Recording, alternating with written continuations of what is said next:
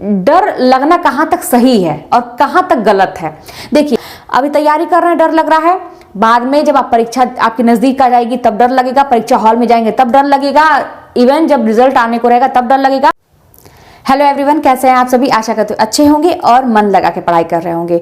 तो सबसे पहले तो आप लोगों को दिल से धन्यवाद, जो आप लोगों ने मुझे इतनी सारी बधाइयाँ दी। मेरी खुशी में आप लोग भी शामिल हुए और आप लोगों ने ये भी कहा कि दीदी अब हम लोग की हिम्मत और दुगनी चौगनी हो गई है ये सब देख के कि हाँ किया जा सकता है, हम लोग भी ऐसा कर सकते हैं। तो इसके लिए बहुत बहुत धन्यवाद। आप लोग ऐसे हिम्मत करके आगे बढ़ते रहिए, सब कुछ अच्छा होगा।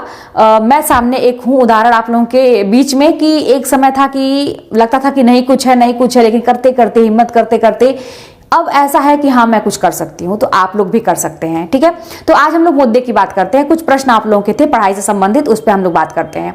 तो बहुत सारे ऐसे आप लोगों के प्रश्न आए थे उस टाइम में, कुछ प्रश्नों को मैं लेती हूँ जो सबके लिए सही होगा। तो एक तो ऋषु यादव का शायद था कि दीदी आप मेरा नाम नहीं लेती हैं। तो ऋषु जी ऐसी कोई बात नहीं है, मैंने आपका नाम ले लिया। आपके भी यही है, आपका प्रश्न था कि बहुत सारे काम घर में होते हैं तो मैनेज नहीं हो पाता है। तो देखिए, आपको ही मैनेज करना है। टाइम टेबल बनाइए, सेट करिए कि किस काम को कब निपटाना है और हमको कितने देर पढ़ाई में देना है, या इस टॉपिक को हमको कब निपटाना है। तो ये आपके ऊपर है, अपने हिसाब से काम करिए, अपने हिसाब से मैनेज करिए। ठीक है, और भी जैसे एक प्रश्न आया था मेरे पास कि दीदी जो है मेरे पुराने नोट्स जो है वो कंप्लीट अभी नहीं हो पाए थे, तो मुझे क्या करना चाहिए? मैं उसको कंप्लीट करूं या मैं आगे बढ़ूं, क्या करना चाहिए? तो भाई देखिए, अगर आपके पास नोट्स कंप्लीट नहीं रहेंगे तो कैसे आप आगे बढ़ेंगे?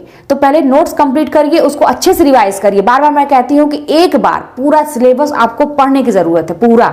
ठीक है, उसके बाद आप रिवीजन शुरू करिए, टॉपिक वाइज रिवीजन शुरू करिए।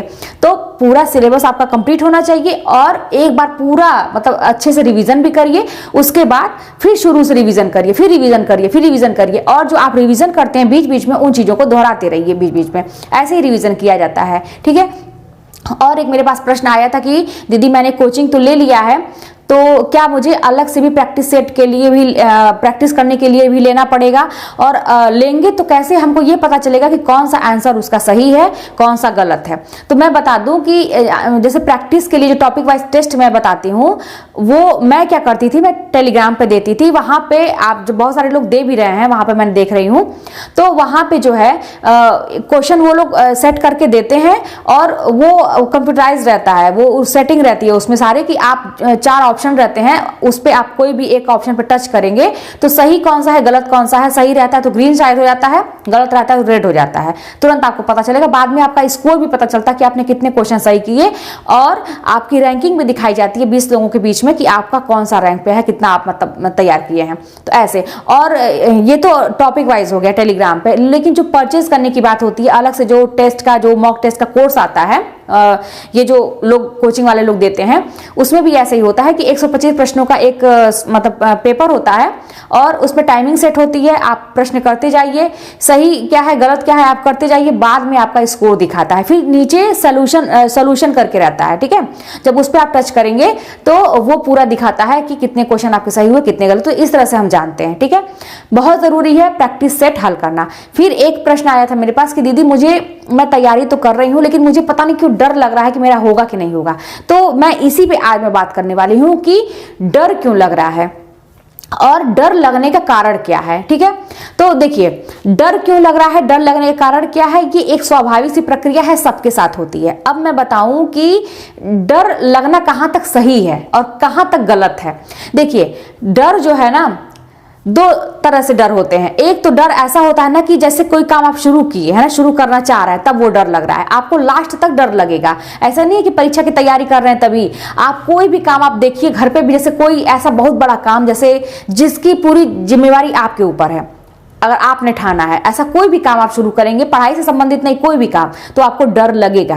ठीक है, डर 2 तरह से लगता है। एक तो डर ये हो गया कि लग रहा है डर, आप कोई काम शुरू करना चाह रहा है, और एक होता है कि हम डरते ही रह जाते हैं और अपना कॉन्फिडेंस लूज कर लेते हैं और अपने ऊपर से हमको विश्वास खत्म हो जाता है।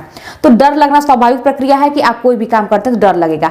अभी तैयारी कर रहे हैं, डर लग रहा है, बाद में जब आप परीक्षा आपकी नजदीक आ जाएगी तब डर लगेगा, परीक्षा हॉल में जाएंगे तब डर लगेगा, इवन जब रिजल्ट आने को रहेगा तब डर लगेगा, रिजल्ट भी निकल जाएगा तब भी आपको डर लगेगा कि मैं जो आगे का जो प्रोसेस है वेरिफिकेशन वगैरह का उसमें कहीं कुछ ना हो जाए तब भी डर लगेगा। यहाँ तक कि आपको कॉलेज मिल गया है, आप ज्वाइन करने जाएंगे तब भी डर लगेगा, क्लास में पहली बार जाएंगे तब भी डर लगेगा। लेकिन ये डर जो है कुछ समय के बाद जब आप यूज्ड टू हो जाएंगे तो ये सारी चीजें खत्म हो जाती हैं।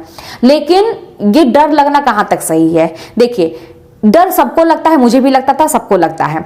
कहां तक सही की बात मैं ये करूंगी कि इसमें आपको एक चीज पे ध्यान देना है। डर तो मान लीजिए लग रहा है, लेकिन आपको अपने ऊपर विश्वास नहीं खोना है, अपने ऊपर विश्वास रखना है। आपको डर लग रहा है, आप बिल्कुल सोचिए कि हाँ ये काम होगा कि नहीं होगा, मुझे ही करना है। क्योंकि डर क्यों लगता है कि सारी चीज मेरे ऊपर है, ठीक है। लेकिन आप ये सोचिए कि ठीक है ये लग रहा होगा कि नहीं होगा, लेकिन मुझे किसी भी हालत में इसको जाने नहीं देना है, मुझे सही करना है। तो जाके समझिए कि वो जो डर लगते लगते ना आप काम को सही से कर पाएंगे। कोई भी काम हुआ शुरू करेंगे तो डर लगेगा, लेकिन आप ये सोचिए कि सब कुछ हमें ही करना है, मुझे ही करना है, मेरी जिम्मेदारी है, तो हम ऐसा कुछ नहीं करेंगे कि काम बिगड़े। तो जब परीक्षा की तैयारी कर रहे हैं, डर लग रहा है कि नहीं निकलेगा, तो ये सोचिए कि किसी भी हालत में, किसी भी सिचुएशन में, चाहे कुछ भी हो जाए, मैं अपना काम बिगड़ने नहीं दूंगी, मैं ये परीक्षा जाने नहीं दूंगी, ये नौकरी में जाने नहीं दूंगी। मुझे एक सीट तो लेनी है। डर लग रहा है, लगने दीजिए, लेकिन उसी को बस यही सोचिए, डर लगना भी कहीं कहीं जरूरी होता है। मैंने कहा ना कि कई सिचुएशन में डर लगता है। अगर एकदम आप बेफिक्र हो जाएंगे, डर नहीं रहेगा अंदर ना, तो ढीठ हो जाएंगे। फिर आप पढ़ें या ना पढ़ें, आपकी नौकरी लगे या ना लगे, कोई कुछ भी कहे तो फर्क नहीं पड़ेगा। लेकिन अगर ये डर रहेगा ना कि अगर मेरा नहीं निकलेगा तो मैं क्या मुंह दिखाऊंगी, क्या मतलब मैं अपने परिवार को कैसे करूंगी, कुछ लोग मुझे जो चैलेंजेस देते हैं उनका जवाब मैं कैसे दूंगी, तो थोड़ा बहुत डर लगना जरूरी है। डर को आने दीजिए, साथ में अपने ऊपर विश्वास रखिए। अपना विश्वास कभी मत खोइएगा कि हम नहीं कर पाएंगे। बस यही हो कि इस सिचुएशन को हम कैसे हैंडल करेंगे और अब की बार जो मौका मिला है उसको हम जाने नहीं देंगे, ठीक है। तो अपने ऊपर विश्वास रखना। देखिए, मैंने एक चीज ऑब्जर्व किया है ना कि जब मैं बहुत डर के काम करती हूँ, और जो अपना कॉन्फिडेंस, जब मुझे ऐसा लगता, मैं सोचती हूँ कि अरे यार नहीं कर पाऊंगी, मैं नहीं कर पाऊंगी, वाकई में वो काम नहीं होता है। लेकिन डर लगता है, लेकिन जब मैं सोचती हूँ कि नहीं, बिगड़ने तो नहीं दूंगी, मैं चाहे कुछ भी हो जाएगा बिगड़ने नहीं दूंगी, तब वो काम सही हो जाता है। कोशिश, मतलब एक बार सोच के देखिए कि जब हम साइकिल चलाने की कोशिश करते हैं, पहले साइकिल चलाते हैं, कितना डर लगता है, लेकिन हम क्या सोचते हैं कि नहीं हम चलाएंगे, गिरेंगे तब भी चलाएंगे, हम तो चला के रहेंगे। भाई वो चला रहा है तो हम क्यों नहीं चला सकते, वो चला रहा है तो हम क्यों नहीं चला सकते, उसके पास भी तो 2 हाथ है, 2 पैर है, सब कुछ है, हम क्यों नहीं कर सकते। जब अपने ऊपर ये हो जाता है ना कि नहीं हमको करना है, डर तो लगेगा, शुरू में आपके हैंडल इधर होगी, कुछ भी होगा, लेकिन आप कर ले जाते हैं। तो वही चीज यहाँ भी है।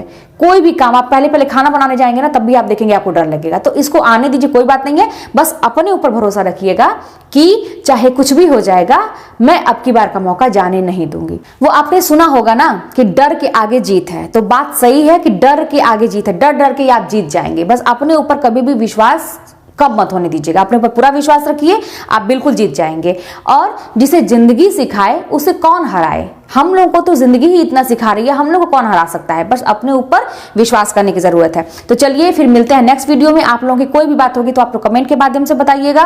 कोई भी प्रॉब्लम हो रही है पढ़ाई के दौरान, आप लोगों को दिक्कत आ रही है तो बताइएगा। देखिए, करने से ही सब होगा, कहते हैं ना, अभी आप लोग प्रचार में देखते हैं बोलने से सब होगा, मैं यहाँ पे कह रही हूँ करने से सब कुछ होगा। कर्म करते जाइए, आगे बहुत मत सोचिए क्या होगा क्या नहीं होगा, करते जाइए। कुछ चीजों को ईश्वर के ऊपर छोड़ दिया जाता है।